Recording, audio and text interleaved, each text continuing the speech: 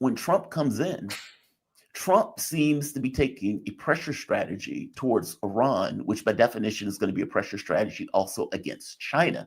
He seems to have less of a hard on towards Russia and more of a hard on towards China. And it seems that he's going to change the focus of America potentially. I mean, who knows, right? It's Trump. So Trump may get us even more involved in Ukraine because he's coming up with this kind of hubristic points of view. But from your take, I mean, Xi Jinping is right on this issue. At least I think he's right on this issue. I don't know if China, there's a question in America about whether or not China is going to be a hegemon, whether it wants to or not. Meaning, regardless of China saying we believe in win-win relationships, at the end of the day, if they become sufficiently big enough, I mean, for God's sake, there's 1.3 billion people. They are 3 or 4 times our size. If they are able to turn that into industrial might, which they have on some level, what does that look like in 20 years? If China becomes a hegemon, what does the world look like as China's a hegemon? That is something that freaks the U.S. out to no end.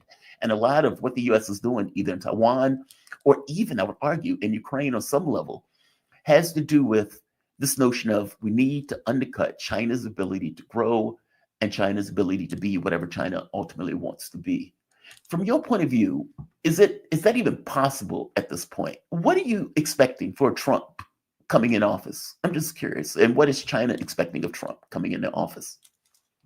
Well, Jamar, we have seen this before. We've seen Trump presidency 1.0. He came into presidency last time promising to reset U.S.-Russia relations. I mean, he always wanted to repair U.S.-Russia relations. And he wanted to fight the deep state. Well, guess what? Trump lost. Trump lost the fight with the deep state. He came to office promising no foreign wars, no foreign intervention.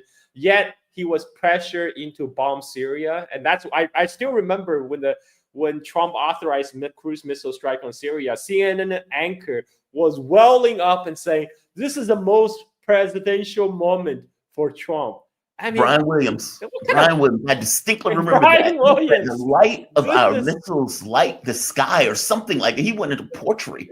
Go into greater detail. We see these beautiful pictures at night from the decks of these 2 U.S. Navy vessels in the Eastern Mediterranean. I am tempted to quote the great Leonard Cohen, I'm guided by the beauty of our weapons. And they are beautiful pictures of fearsome armaments making what is for them a brief flight over to this airfield. What did they hit? What are you convinced? As he watched missiles fired from the U.S. kill Syrians. It was the weirdest thing in the world. And this Trump lost that battle. In the end, he was forced to expel Russian diplomat, send more weapons to Ukraine, and the relationship worsened. And this is what we're seeing right now. Biden is setting up Trump to fail by authorizing deeper missile strike into Russia. I mean, like Trump, and Biden is a lame duck president. I mean, he right now, all he can do is further just cause further havoc and damage. You know, we already know he sabotaged the DNC by, after DNC dethroned him, forcing him not to run. We know he sabotaged DNC by annoyed Kamala Harris as his successor 30 minutes after he was forced out by Pelosi and Obama. That was Biden's FU moment to the DNC. He knows Kamala Harris is a terrible, terrible candidate. And the only reason he had her as running mate, as VP before is because he knows Kamala is no threat to him. Because Kamala in the other primary, she was polling less than Andrew Yang. I mean, who even remember Andrew Yang? And Kamala was polling less than that. So that was the dark Brandon moment for Biden. And I think he's doing another dark Brandon moment right now by, okay, you know what? I'm going to escalate in Ukraine. And now it's your mess. It's Trump's mess. Like mess for Trump to clean up. I'm signing out, folks. I'm going to go lick some ice cream, like.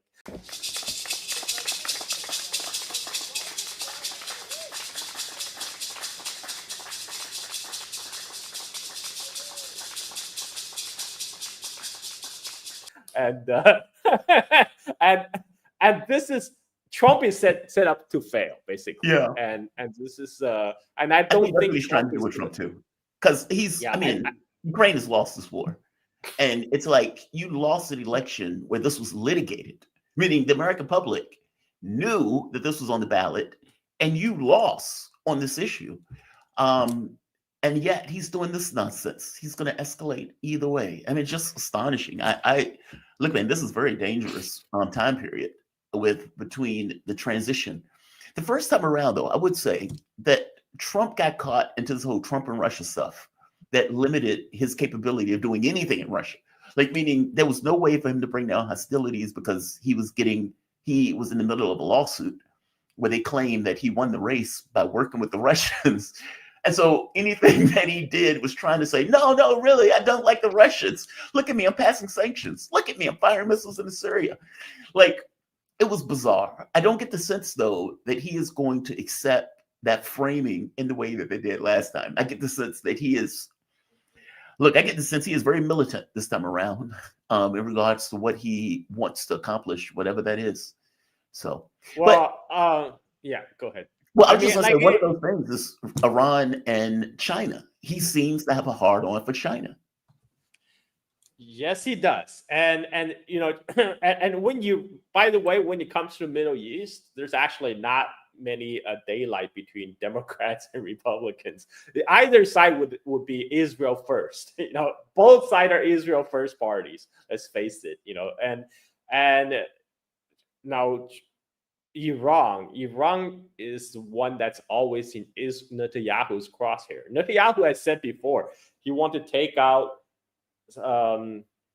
Iraq, he wants to take out Syria, he wants to take out Iran. He considers these three countries existential threat to existence of Israel. And he considers them part of Israel. He considers them Israel. Yes. He, people in the United States, many of them don't know. From river to the sea was originally Likud Party's slogan. They want from the river of Nile to the other river, to the river of Euphrates. They claim this whole greater Israel, and that included Iraq, Syria. Of course, they have to go to war with all of them. And then they want all of it. U.S. is full on board because people sometimes say, Israel is a tail wagging the dog, but really, Israel and United States are the same dog. It's the same animal. This is why Netanyahu gets standing ovation in the Congress during a genocide, and so Trump is gonna go hard on Iran, but you know what? Iran is not Iraq. Iran is much bigger, much more populous, and Iran has powerful friends. People forget during the first Gulf War, the first Persian Gulf War in 1990, early 1990s against Saddam. United States put together George Bush Sr. put together an international coalition that included Syria. Syria actually sending a tank battalion to join the United States to throw Saddam out of Kuwait. So, but back then, Saddam had no friends. Soviet Union just collapsed. He has no international sponsor because his sponsor was actually United States. United States just backstabbed him and said, we have no problem with you invading Kuwait. But after he did that, it's like, oh no, we're gonna lay smackdown on you right now. And so, Iran has powerful friends in Russia and China. China imports a lot of hydrocarbons from Iran. It's like 90%. If I'm not mistaken. Correct me if I'm wrong. It's like 90% of the oil exports for Iran go to China. Well, from maybe from Iran side, because China also imports from the Gulf countries. Right, that's what I mean. Like the amount of oil that going from Iran, 90% of the oil from Iran that it exports goes to China. Yes, because Iran is under sanction by U.S. and its allies. So people like South Korea, they would have to get U.S. permission if they even want to import Iranian oil and gas. Whereas China's like, well, we're just gonna buy. We're gonna buy. Just think about that. You're a sovereign nation, and you have to get permission from another country to import something that is in your country's best interest. That is mind blowing. I mean, South Korea is a military occupied country. I mean, U.S. stationed the 50,000 troops there, and then you have, but also Iran is not isolated by any mean. It's connected through Russia through Caspian Sea, Right. and there's nothing U.S. can do to cut off that supply unless they have some magical weapon that can zap U.S. Navy into Caspian Sea, which is essentially a lake, enclosed lake. So there's no way U.S. can cut off the link between Iran and Russia. And similarly, China is linked to Iran through the Iron Silk Road. There's already rail links from China to Iran through Central Asia. So there's Russia and China will support Iran. I mean, they will not let Iran fail, because they also understand the reason why U.S. going after Iran, because Iran is kind of the underbelly of Eurasia of this of the BRICS, and so Iran will not be allowed to fail, and Iran will be a much harder nut to crack. I mean, if U.S. really goes in, I don't know. I really don't know if Pentagon is serious about having a war with Iran, because I don't know. I don't get the sense. I mean, I'll tell you this: if Trump is right, and I want to stop wars, not start them. That doesn't stop him though from having this mindset that I'm going to pressure Iran. Meaning, even if he's not necessarily talking about a war, he may be talking about some kind of either trade war or some kind of pressure campaign. But I don't know how that works. I mean, the first time around, I always said Joe Biden is the worst president we've ever had. The first time around, Iran was isolated, North Korea was isolated. Both were kind of in their own spheres. And then after the Ukrainian war, Iran was brought out the cold. North Korea was brought out the cold. And not just brought out the cold, Iran started to ingratiate itself closer to China, Russia, etc. The countries in the region. You have Saudi Arabia now that has a tacit relationship with Iran and at each other's throats, all of which are under the umbrella of BRICS, either as a member or as a close associate member. Meaning Trump is coming into a situation that is radically different than the situation he left, where he could work with the Arab states to try to go after Iran. That is not the way it looks currently. And because that's not the way it looks, all of this bellicosity coming out of Trump, I don't know what it means in a real world scenario. Well, you remember it was Trump's son-in-law, Jared Kushner, that came up with a Abraham Accord, to bring Saudi Arabia, to bring the Gulf countries and eventually Saudi Arabia to recognize state of Israel. So like not then to isolate Iran in particular, to form like an anti-Iran alliance between Israel and the Gulf Arab states, all against Iran. But then China brokered the Iran-Saudi peace deal. Right. And then October 7th happened. And there's no way they're going to have further expansion of Abraham Accords. There's no way at this point Saudi Arabia is going to say, "Oh, I'm going to recognize Israel right now because Trump told me to." Because that would be political suicide. That people will be upping arms. So that the Abraham Accord is dead. There's no Abraham Accords 2.0. It's not going to happen. And Iran is already patching up their tie with Saudi Arabia. So U.S. might still try to wedge the Sunni Shiite divide like they always do. But I don't know how much success they're going to have when they're still currently supporting Israel atrocity in Gaza and Lebanon. And that's broadcast all over the internet to the whole world, to the whole Arab world and the Muslim world. And under such circumstances, no Arab government would be seen to have offer friendly overture to Israel and to even align more closely with the United States. I mean, that's just not politically feasible. That's a non-starter. So right now, I do agree with you that U.S. will probably adopt a hybrid war, economic warfare, more sanctions. But Iran has seen that all before. Iran has been under sanction by United States for decades now. They've been on the enemy list since 1979, since Iran overthrew U.S.-backed Shah. So this is nothing new for Iran, and they are already joining new internet. So the BRICS, in a way, is kind of a replacement for all this international institution United States was destroying. Yeah. Before Iran and North Korea was left out. That's why Right. they're what U.S. called them pariah states or rogue states. But now China and Russia are putting together a new international forum, a new international institution that includes everybody. So yeah, I think at least rhetorically, Trump will probably be hard on Iran. I would have to wait and see, how that translates into concrete action. I think what we're going to see is more increasing propaganda against Iran. Remember, there was an episode where there was an Iranian woman who had a mental episode. She came out I saw undressed, that. and then there's They all act like it was these a protest. social media campaign. Yeah, social media campaign and saying how this is a protest against the mullahs and stuff. And her husband was asking us people, please take down those videos. Be respectful. Like this is not a protest. She's just have a mental issue. But all these NED sponsor activists that they're posting her videos and like making her an icon of resistance. Again, I think there's going to be more of that. Probably that's more likely.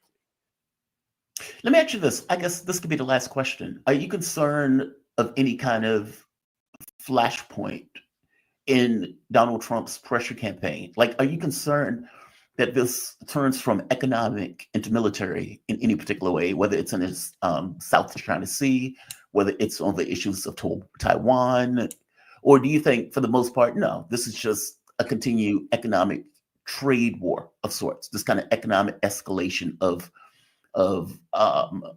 breaking the world into two halves, this kind of Eastern sphere and this kind of Western sphere. What do you think this looks like under the Trump administration for the next, 4 years, give or take? When Xi Jinping was speaking to Biden in Peru, he was not really speaking to Biden, who we all know is a walking zombie. He's really signaling to Trump, the incoming president. These are the China's red line. Do not cross them, and that's why he's very blunt, very direct, and this is why I don't think there's a big chance of Taiwan blowing up because China has been always very straightforward on the red line on Taiwan. No official declaration of formal independence from Taiwan. That will trigger a war. United States knows this, and government on Taiwan will not do anything without explicit approval and encouragement from the United States. So as long as U.S. has no interest in triggering a World War III, which will for sure happen if they support Taiwan independence, then status quo will likely continue with U.S. continuing to sell weapons. Maybe they will offer rhetorical support for the Taiwan leaders, etc. You will increase they will maintain the tension. The tension is important for U.S. to continue to sell weapons and justify their military presence in East Asia. But I don't think the U.S. Pentagon is ready to touch off a war by open supporting, pushing for Taiwan independence. So that arena is I'm not too concerned about.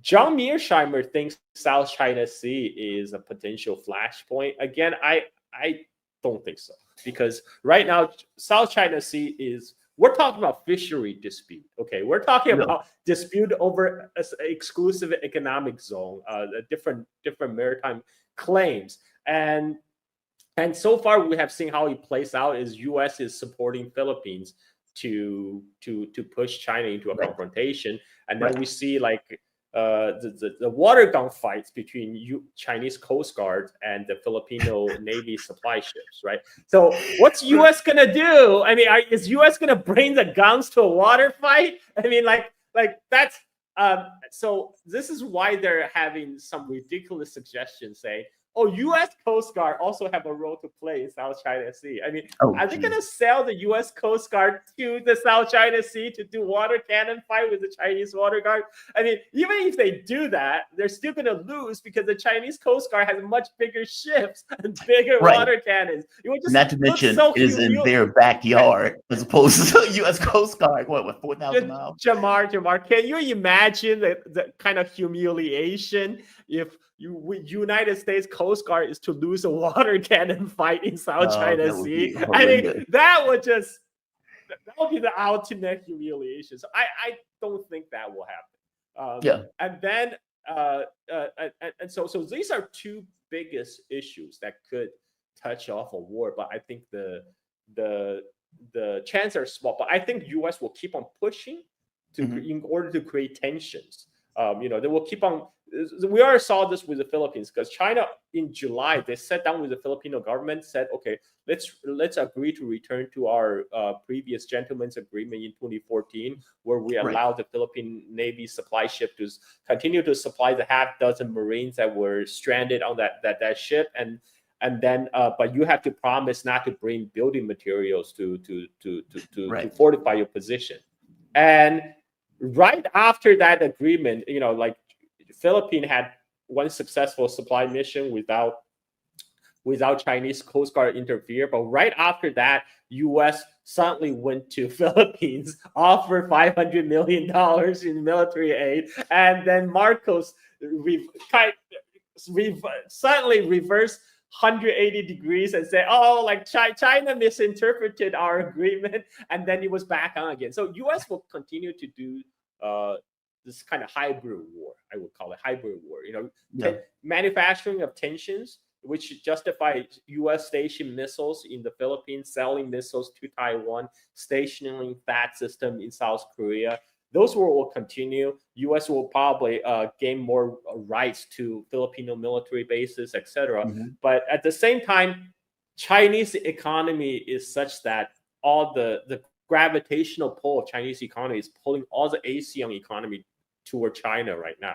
I mean, most of the countries outside the Philippines, they don't want conflict. They want trade with China. I live in Indonesia. Like the lights and the internet are powered by the Chinese power plants north of Bali, and it's powered by Huawei built 4G network. So like here, in all the countries in Southeast Asia outside the Philippines, China is the largest foreign direct investment source of foreign investment. So they don't want to have a conflict with China, and I think U.S. will play these silly games, but it ultimately won't amount to much. This is my prediction. No, look, from your mouth to God's ears. I don't even like these silly games, but the last thing I want is it to break off into some kind of larger war. Carl, man, always appreciate your take on this stuff, and thank you for the rundown, especially the conversation on the sidelines between Biden and Xi Jinping, because you're right. The U.S. is not going to read the readout for China per se. Instead, they were talking about AI controlling nukes. And I was like, what? I was like, where did this conversation, like in the context of the world that we're in, where the hell did this conversation bubble up where this becomes the thing that they report on, as opposed to what you were pointing out, which was effectively that Xi Jinping read Joe Biden Riot Act. And it wasn't a riot act just for America. I mean, for Biden, it was for America as a whole, even for Donald Trump coming in. These are our red lines. Respect them or else. Carl Jacques, a host of Silk and Steel podcast focused on China and surrounding regions and their history, culture, and politics. You can follow Carl on Twitter at Carl Jacques. Follow his podcast on Twitter at Steel Silk In, and subscribe and support their podcast on patreon.com, Silk and Steel. Man, Carl, always appreciate you, man. Thank you for this. All right. Let's take a quick break. We are going to come back with, let me fix this real quick. There we are.